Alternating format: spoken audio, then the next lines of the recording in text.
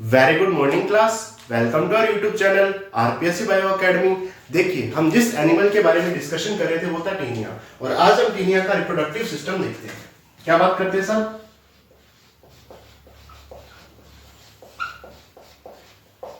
Reproductive system की बात करते हैं। देखिए, रिप्रोडक्टिव सिस्टम की मैं बात करूं तो टीनिया के प्रत्येक प्रोग्लोटिड में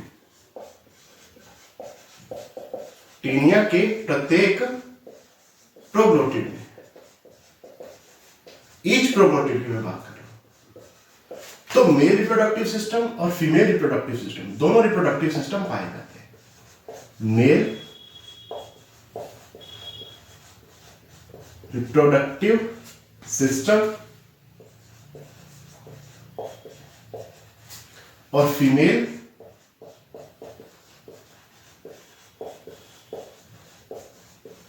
रिप्रोडक्टिव सिस्टम दोनों पाए जाते हैं। प्रत्येक प्रोग्लोटिड में मेल रिप्रोडक्टिव सिस्टम भी पाया जा रहा है, फीमेल रिप्रोडक्टिव सिस्टम भी पाया जा रहा है। यानी एक ही एनिमल में मेल रिप्रोडक्टिव सिस्टम भी है, फीमेल रिप्रोडक्टिव सिस्टम भी है। ठीक है, इसीलिए इसे मोनेशियस एनिमल कहते हैं। मोनेशियस एनिमल कहते हैं, या हर्मैफ्रोडाइट शब्द यूज किया जाता है।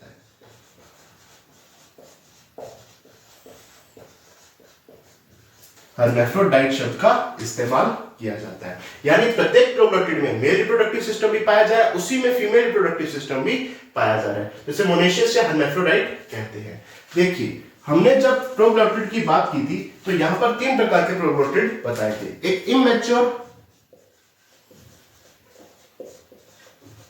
इमैच्योर प्रोग्लोटिड, एक मैच्योर और एक ग्रेविड बताया था। ये तीन तरह के प्रोग्लोटिड बताए थे। मैच्योर प्रोग्लोटिड में बताया था कि टेस्टिस एंड ओवरी प्रेजेंट होती है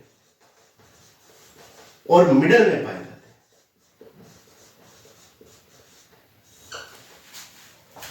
जबकि इमैच्योर में टेस्टिस एंड ओवरी प्रेजेंट नहीं होती, और ये कहां पाए जाते हैं? टुवर्ड्स द नेक की तरफ। ठीक है साहब, ये बात हमारी हो चुकी है। देखो, जो टीनिया है ना, वो कैसा एनिमल है? प्रोटोएंड्रस।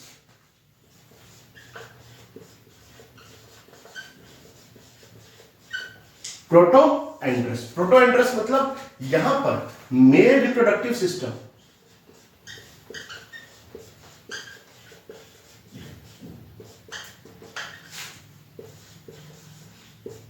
या यूं कहूं तो टेस्टिस मैच्योर हो जाते हैं, जबकि फीमेल रिप्रोडक्टिव सिस्टम बाद में मैच्योर होता है। पहले कौन सा सिस्टम मैच्योर हो रहा है? मेल रिप्रोडक्टिव सिस्टम, या यूं कहूं तो टेस्टिस पहले मैच्योर हो रही है। अब हुआ क्या कि जो ओवरी थी वो तो मैच्योर नहीं हुई, टेस्टिस क्या है? पहले मैच्योर हो रहे हैं, इसलिए प्रोटोएंड्रस कंडीशन बोला। प्रोटोएंड्रस कंडीशन मतलब मेल रिप्रोडक्टिव सिस्टम या टेस्टिस पहले क्या हो रहे हैं? मैच्योर हो रहे हैं। तो यहां पर टेस्टिस तो हो गए मैच्योर,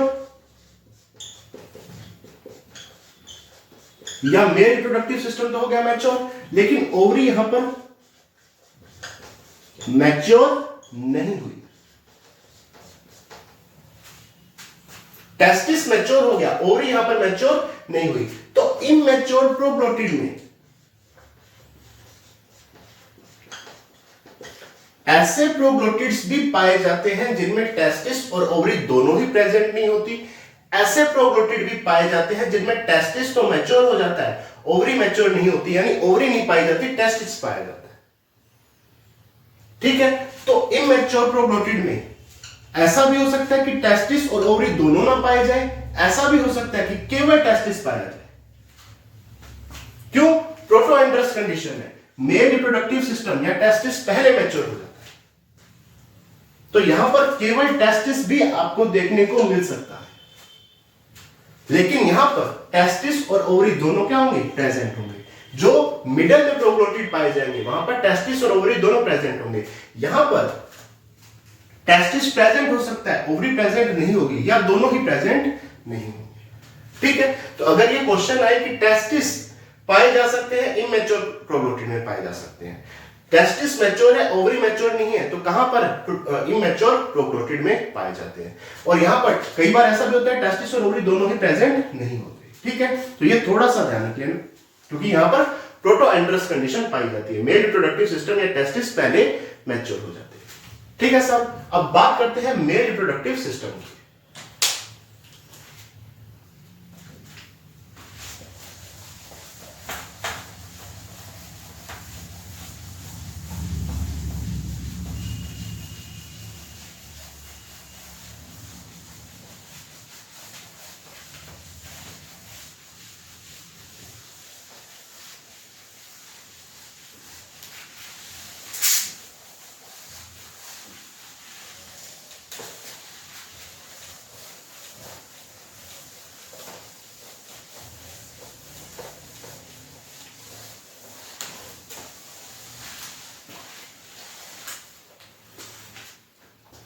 देखिए, बेसिकली अब रिप्रोडक्टिव सिस्टम में बात करते हैं मेल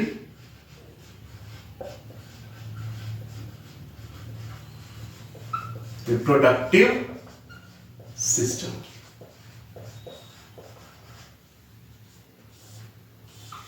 जिसमें सबसे पहले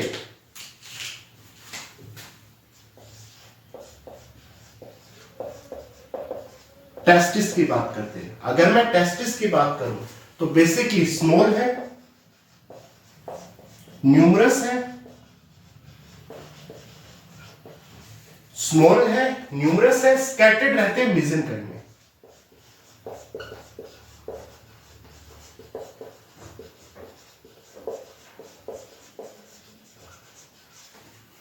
देखो टेस्टिस कैसे है, स्मॉल छोटे हैं, न्यूमरस बहुसंख्यक, बहुसंख्यक है, स्कैटर्ड बिखरे हुए, कहां मेसेंकाइम।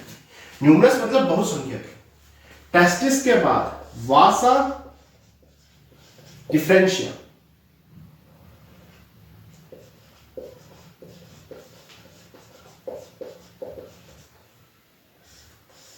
वासा इफ्रेंशिया या वास इफ्रेंशिया भी इसे कहते हैं। वासा इफ्रेंशिया की अगर मैं बात करूं तो बेसिकली ये क्या है, ईच टेस्टिस से एक फाइन ट्यूब्यूल निकलती है, जिसे क्या कहते हैं, वासा इफ्रेंशिया। प्रत्येक टेस्टिस से एक फाइन ट्यूब्यूल निकलती है, जिसे वासा इफ्रेंशिया कहते हैं। अगर मैं वासा इफ्रेंशिया की आगे बात करूं तो बेसिकली ये जो वासा इफ्रेंशिया है, ये क्या है, थिन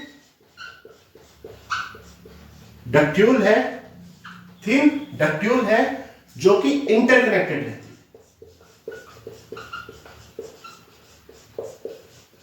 जो आपस में क्या रहती है, जुड़ी हुई रहती है, आपस में आगे जाकर जुड़ जाती है। ये थिन डक्ट्यूल है, पतली सी क्या है, एक जैसे डक्ट्यूल होगी ना, एकदम बिल्कुल पतली सी है ये, जैसे कोई डक्ट होती है ना, वैसे थिन डक्ट्यूल है, जो कि आपस में क्या रहती है, इंटरकनेक्टेड, आपस में इस तरह से जुड़ी हुई पाई जाती है, इस तरह से।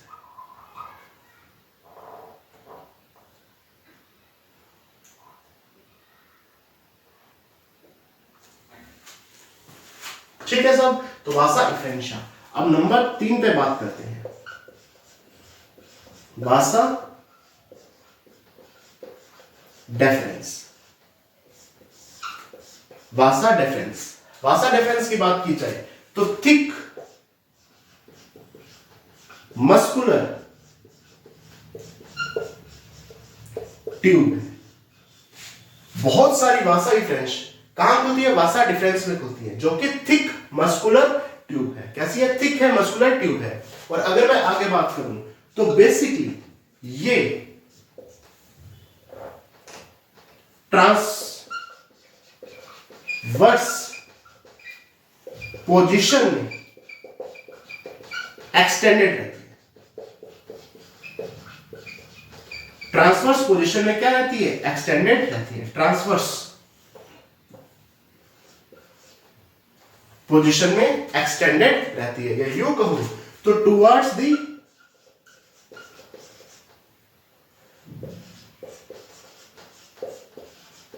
Lateral margin.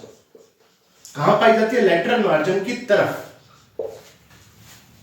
ठीक है, ट्रांसवर्स पोजीशन में एक्सटेंडेड रहती है, या यूं कहूं तो लैटरल मार्जिन की तरफ पाई जाती है। जैसे ये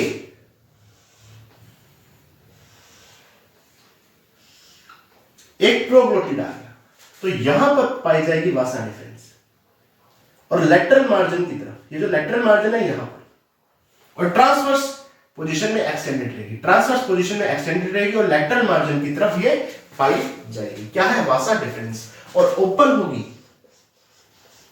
सीरस में।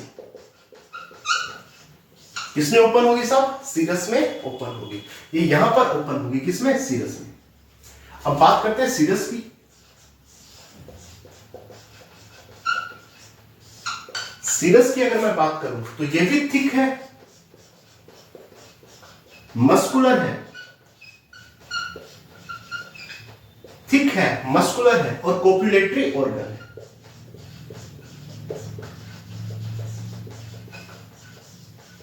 जो कि एनक्लोज्ड रहता है। क्या रहता है? एनक्लोज्ड, घिरा हुआ रहता है। Serous saccula, serous saccula. जैसे ये सीरस है, इसके चारों तरफ इस तरह से सीरस सैक पाया जाएगा। क्या पाया जाएगा? सीरस सैक पाया जाएगा। ये एनक्लोज्ड रहेगा सीरस सैक के द्वारा। ठीक है सर, अब आगे बात करते हैं।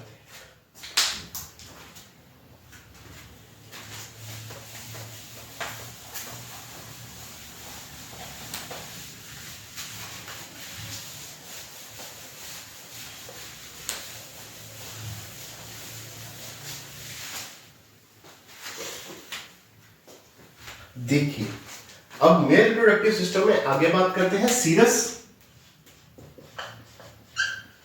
सीरस आगे ओपन होता है,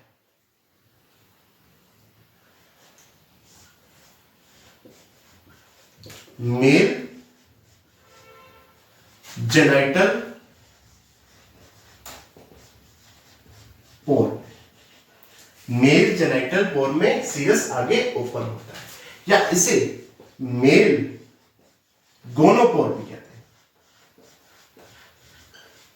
मेल गोनोपोर भी कहते हैं। ये जो मेल जेनाइटल पोर है, ये कहां पर स्थित है? ये कहां पर पाया जा रहा है? तो ये कप शेप स्ट्रक्चर में पाया जा रहा है। एक कप शेप स्ट्रक्चर है, कप शेप स्ट्रक्चर है, जिसमें मेल जेनाइटल पोर पाया जा रहा है। कप शेप स्ट्रक्चर है जिसमें मेल जेनाइटल पोर पाया जा रहा है, जिसे जेनाइटल एट्रियम कहते हैं।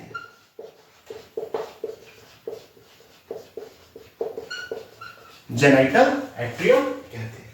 सीरस ओपन होता है मेल जेनाइटल पोर में या मेल गोनोपोर में, जो कि कप शेप स्ट्रक्चर में पाया जाता है। कहां सिचुएटेड है? कप शेप स्ट्रक्चर में, जिसे जेनाइटल एट्रियम कहते हैं।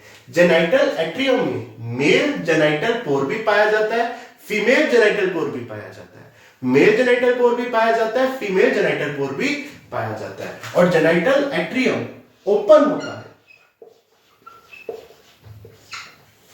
जेनाइटल एट्रियम ओपन होता है। कहां पर ओपन होता है साहब? Common gonopore.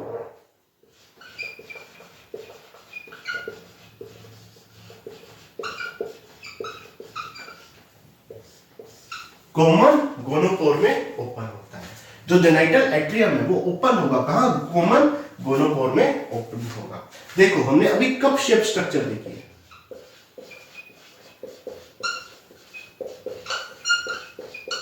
जिसे जेनाइटल एट्रियम कहा है।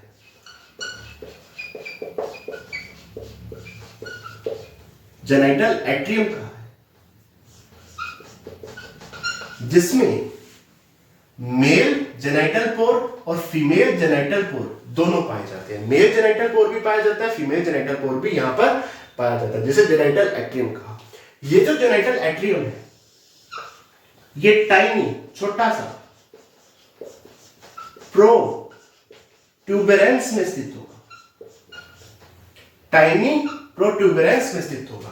टाइनी प्रोट्यूबरेंस का मतलब होता है उभरा हुआ हिस्सा।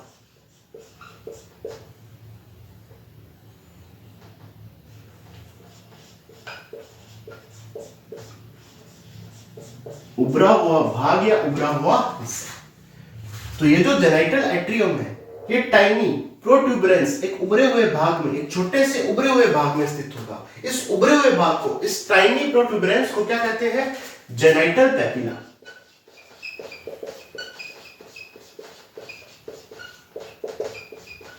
Genital papilla.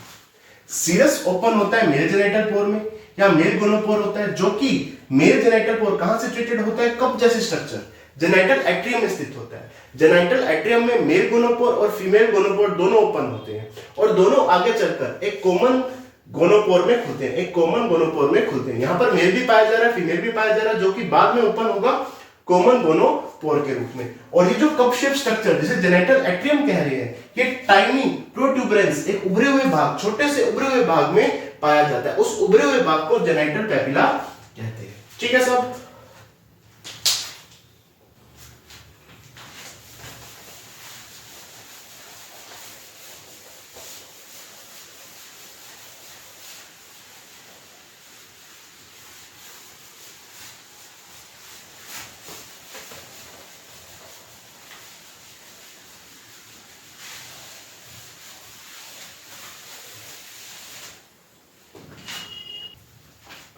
देखिए, जैसे ये टीनिया सोडियम का मेल रिप्रोडक्टिव सिस्टम है, मेल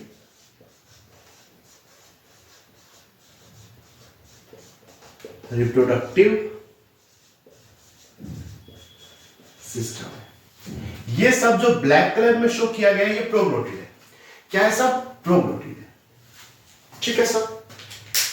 ये आगे एक्सक्रीटरी कैनाल। क्या आ गई सब? Excretory canal. कौन सी?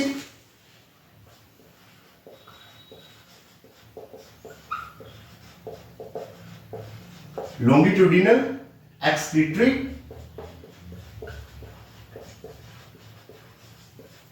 कैनाल, जो कि दो प्रकार की थी, डोर्सल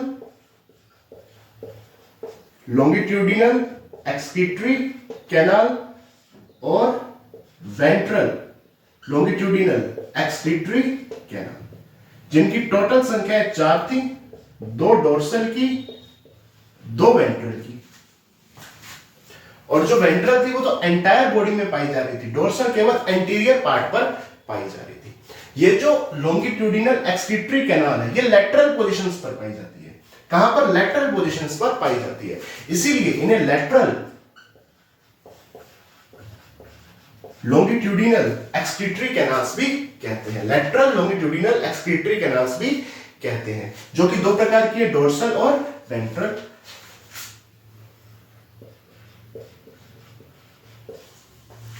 ये आगे सब ट्रांसवर्स कैनाल।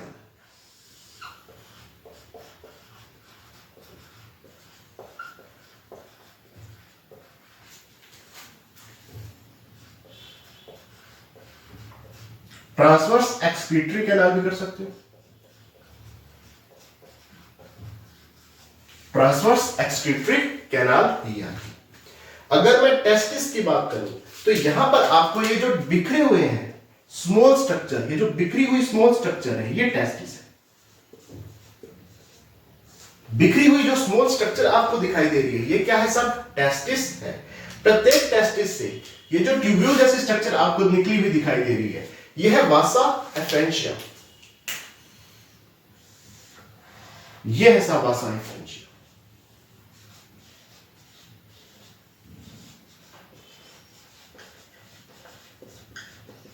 ये जो ट्यूब जैसी स्ट्रक्चर आपको दिखाई दे रही है, जो प्रत्येक टेस्टिस से निकलती है, प्रत्येक टेस्टिस से इस प्रकार की ट्यूबुलर स्ट्रक्चर निकलती है, जो कि वासा एफरेंशिया कहलाती है। ये इंटरकनेक्टेड है। देखो, वासा एफरेंशिया आपस में जुड़ी हुई है, इंटरकनेक्टेड है। देखो, और आगे एक थिक ट्यूब बनाती है, आगे एक थिक ट्यूब में खुलती है, जिसे वासा डिफरेंस कहते हैं। ये है वासा डिफरेंस। ये क्या है सब? वासा डिफरेंस है।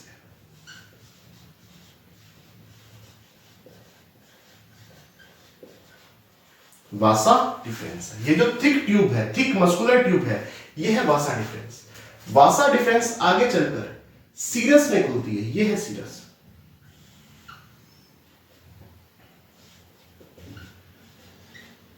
ये है सब सीरस, जो कि सीरस सैक से इनक्लोज्ड रहता है। ये सीरस सैक है, ये सीरस सैक है।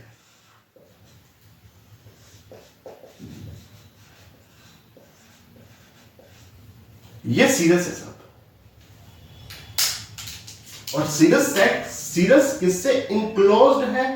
सीरस सैक से इनक्लोज्ड है। ये सीरस है, ये वाला, और ये इनक्लोज्ड है सीरस सैक से, जो कि मेल जेनाइटल पोर में ओपन होता है। ये है मेल जेनाइटल पोर।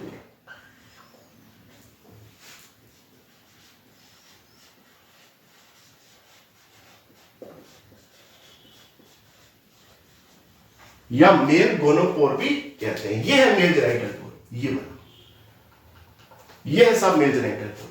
और इसके नीचे फीमेल जेनाइटल पोर होगा। यहां से ये फीमेल जेनाइटल पोर होगा। जब हम फीमेल रिप्रोडक्टिव सिस्टम पढ़ेंगे, मैं यहां से फीमेल का जेनाइटल पोर बताऊंगा। ये वाला ऊपर की तरफ मेल जेनाइटल पोर, और यहां पर नीचे की तरफ फीमेल जेनाइटल पोर होगा। दोनों पोर, मेल जेनाइटल पोर और फीमेल जेनाइटल पोर, एक कप जैसे स्ट्रक्चर में खुलेंगे, एक कप जैसे स्ट्रक्चर में खुलेंगे। इस कप को कहते हैं जेनाइटल एट्रियम।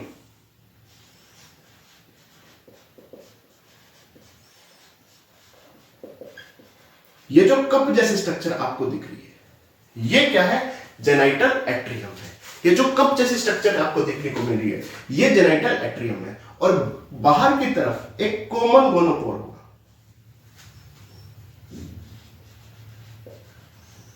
यहां पर कॉमन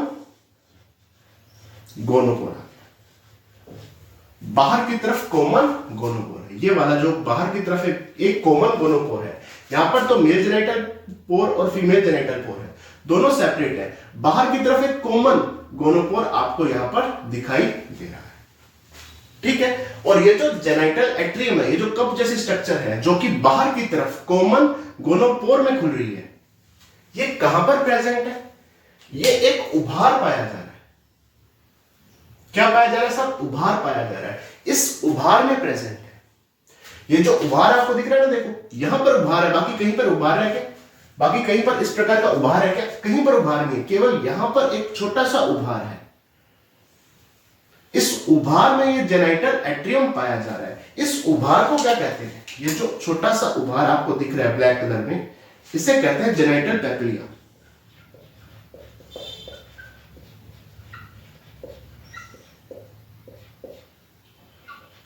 जेनाइटल पेपिलिया, ये उभार क्या कहलाता है? जेनाइटल पेपिलिया कहलाता है। और ये आ गया मेल रिप्रोडक्शन सिस्टम।